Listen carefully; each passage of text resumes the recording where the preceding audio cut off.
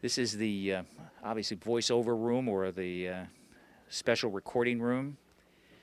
State of the art for GBH FM 2006. Mic mute, cough button.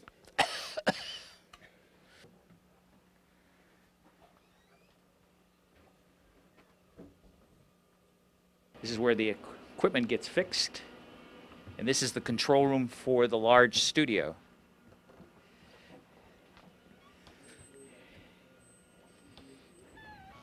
Still using tape machines, I see, at least for playback, I guess.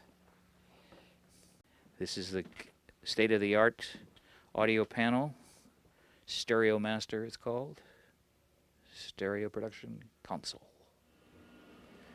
In the early days of WGBH Radio, Parker Wheatley, who was the manager of radio and television, decided that the radio audience should also have intermission. And so for about 20 minutes, WGBH would broadcast crowd noise. Bill Barzyk was, he was the one that devised the single microphone hanging over the Boston Symphony Orchestra for the best sound, and became a kind of tradition that the one microphone was the best way to record, until we hit stereo, of course. And this is the hallway, main hallway at 125 Western Ave. All right, give us your favorite story about 125 Western Ave. What happened? Come on, you gotta be honest. The day Rich Harrison's dog took a crap on the tape floor. That was great. That was the best. That was the best. That was the best. Now we're going into master control. We're now moving to TV master control and tape room. State-of-the-art GBH 2006. Your name, please? Steve Douglas. Steve, how long you been at GBH? I'm working on my 26th year. Happens every time I ask anybody. It's over 15. Can you tell us what are you controlling? How many stations? What's going on? We're controlling 7 stations through analog and digital transmitters. This is channel 2 analog and channel 44. And up on the 6 segment monitor, we've got the digital channels. The top left and the bottom left are channel 19. And the 4 on the right are channel 43, which is our digital channel 44 transmitter. And that's divided up into a simulcast of WGBX, the State House at the moment, the World channel down below it, the Create channel on the top right, and the Kids channel on the bottom right. To be fully high definition, it would have to be the only station on the channel. And right now we're sending out channel 2 and that signal as well. So it's not quite high definition, but it's the highest definition in the market. What's the biggest crisis you've had here? I don't know if I can say really. One of those, huh? Okay. Tell me about Nam June Paik and blowing out the transmitter. Oh, yeah, I got a funny story about Nam June Paik, who was one of the original video artists. And actually he did very well for himself. One day I was assigned to work with him on a project. He was given some Rockefeller grant or something. And he was making this video art. He was doing these patterns on the monitors that he had modified the yokes to. And so one day I'm working with him and I'm looking at these patterns revolving, like they're very, very interesting patterns. He said, "Mr. Fairweather, you see that?" And I said, "Yes." I said, "Lysogype patterns, which have been used in laboratories for ages and ages to analyze phase relationships of waveforms." And yes, it says, "Lysogype figures." And he says, "Yep." He said, "Keep belly full, many years in Manhattan." So that was Nam June. Nam June, because he was coming forth with these really out of spec video and chroma levels mainly, that there was so much power in the 358, the subcarrier, that it actually burned up the vestigial sideband filter of channel 44, I believe. Small problem. Small problem, expensive problem. Tell me about editing down here. What shows did you edit down here, David? Oh, lots of shows, but yeah, over in the edit suite. Show me where. Over there. The one thing that comes to mind about this room, and the engineers will not like this, is what's called match frame errors. Match frame errors. And I think we used to wait hours, if not days, trying to get match frames right. Match frame is when you back up and make an edit right into the same material, right on the match frame, picking up where you left off so there's no interruption whatsoever. But I can remember spending quite a bit of time waiting to pick up on a match frame error, and if it didn't happen right, then the picture would shift. When we got to editing, here was what happened. We would edit on 3/4 inch, and then somebody would come in and mark down the SMPTE code numbers. Then somebody would have to type in the SMPTE code numbers, and that's how you made your edit. Then somebody said, we can devise something where the SMPTE time codes will be put onto a disk, and then you can put the disk in here. So what the question was, how many edits could you accomplish in an 8-hour day? In the first round, we were lucky if we could get 35 to 50 edits done in a day. The next step, we were up to 175.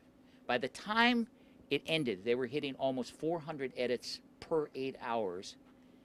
And this room, which cost probably $1 million, including all this equipment and the tape machines on the outside, 1 inch, probably cost nearly $1 million. It hasn't been used in 5 years. So the state-of-the-art 1990s is of no other value at this moment. It just sits here empty. Fred's story about how many edits could be done in a day, and Fred was famous for keeping track of things and how much you could get done in an 8-hour period, either in editing or in the field. And actually, Bill Fairweather, that we were just talking to, is famous for a quote talking about Fred's production mode, and the quote was, "Fred Barzyk has done for television what McDonald's did for the hamburger." This became an editing room too, but it looks like it's been stripped. There's nothing here anymore. No monitors, no nothing. Oh well. It says Parlant Française number 3, series 3. This has got to be with Anne Slack.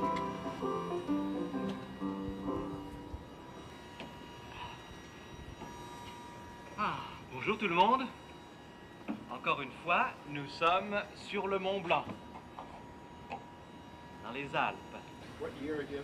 61. 61. Something like that. Just before the fire. This is who Nancy brought the Margot. tape by. Nancy Margot. Now she's a grandmother.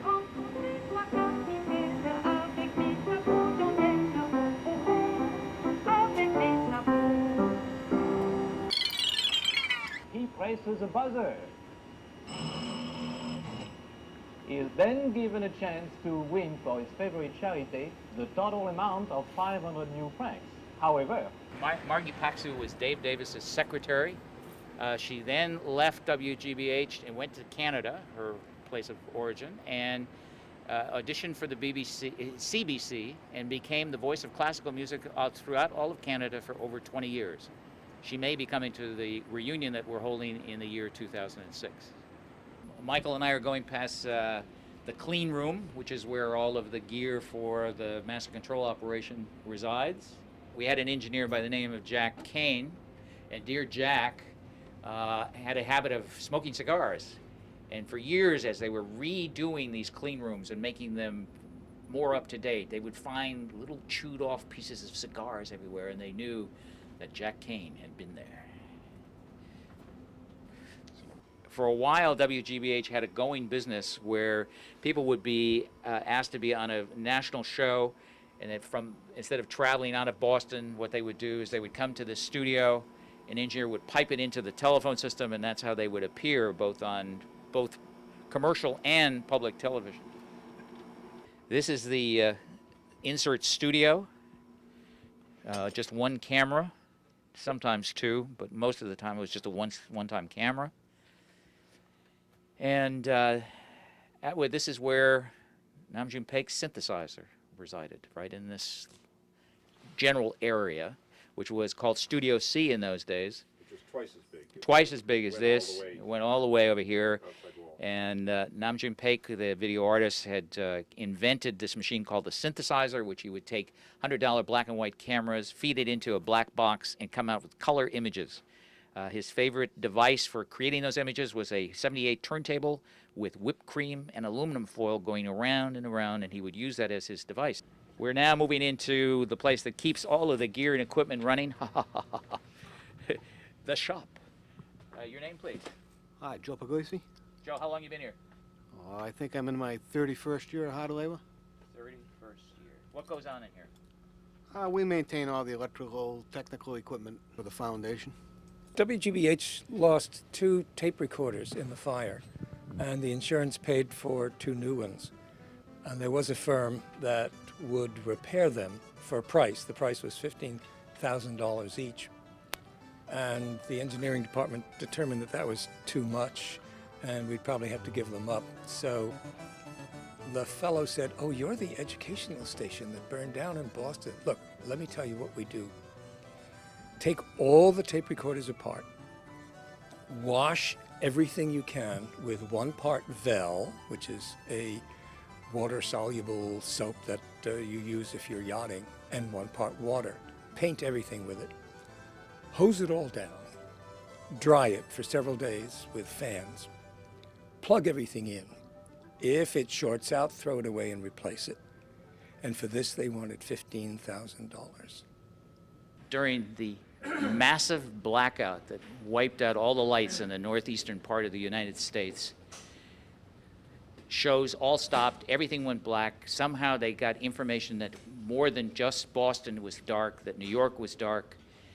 And Dave Davis came here, we all stood around here, and he says, "I don't want anybody to panic, but I want you all to go home now, right now." And we all left. And on the evening that Robert Kennedy died, several of us came in. Don Fauser, Louis Lyons showed up immediately in his Volkswagen demanding to go on the air. We cut the credits for the program that was on the air, and Louis sat in his chair sobbing and saying that America stinks, and did a 7 or 8 minute monologue about how this death was going to impact the United States. We then went ahead and made 2 half-hour programs for children, because everything else was for adults and it was all about mourning. And we called Fred Rogers and asked if he could do one. And he said, "I'm in the studio now doing The Death of the Fish." And so we had 90 minutes on the air for children about death and dying at a time when everything else was caissons rolling down Pennsylvania Avenue. Stanford Calderwood, who was our leader, president for about 6 months. He had come from Polaroid.